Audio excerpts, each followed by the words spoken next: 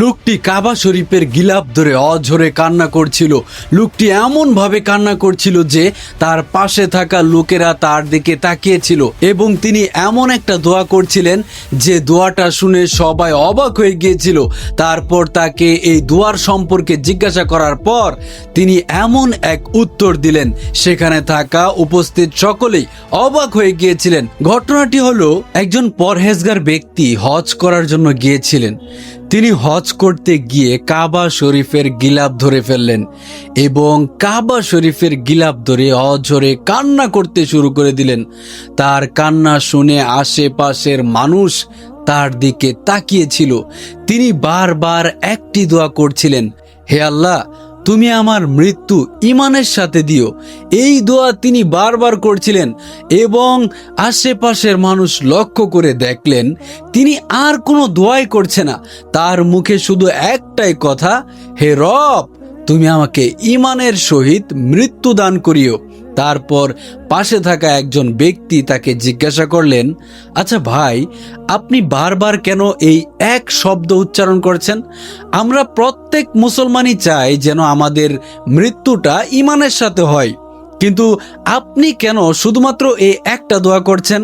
তখন তিনি এমন একটি কথা বলেছিলেন যেটা শুনে সেখানে থাকা সমস্ত মানুষ অবাক হয়ে গিয়েছিল। তিনি বলেছিলেন, তাহলে শুনুন আসল ঘটনা।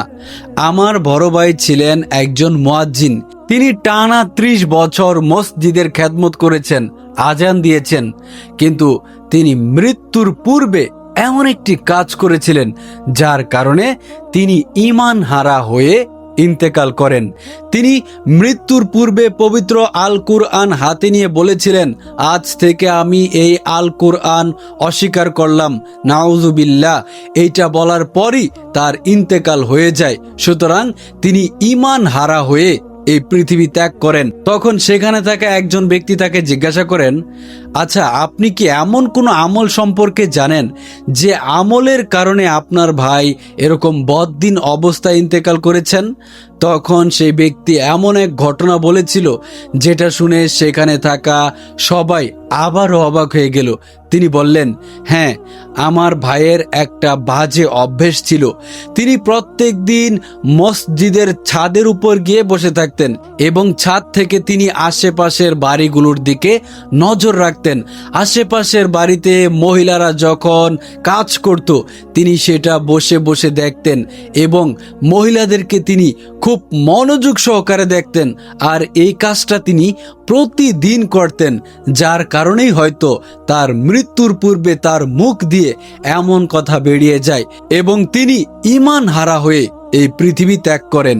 প্রিয় বন্ধুরা, সেই লোকটা ওইভাবে পাপাচার করত। আর আজকের দুনিয়ায় আমরা প্রত্যেকেই পাপাচার নিয়ে ঘোরাফেরা করি, অর্থাৎ আমাদের ছাদে ওঠার প্রয়োজন নেই। আমাদের হাতে থাকা ফোনের ভেতরেই অসংখ্য নারীদের ভিডিও আছে যেগুলো অনেকেই গোপনে দেখে থাকে। মহান আল্লাহ তাআলা আমাদের সকলকেই পরনারী দেখা থেকে বিরত থাকার তৌফিক দান করুন। আমিন।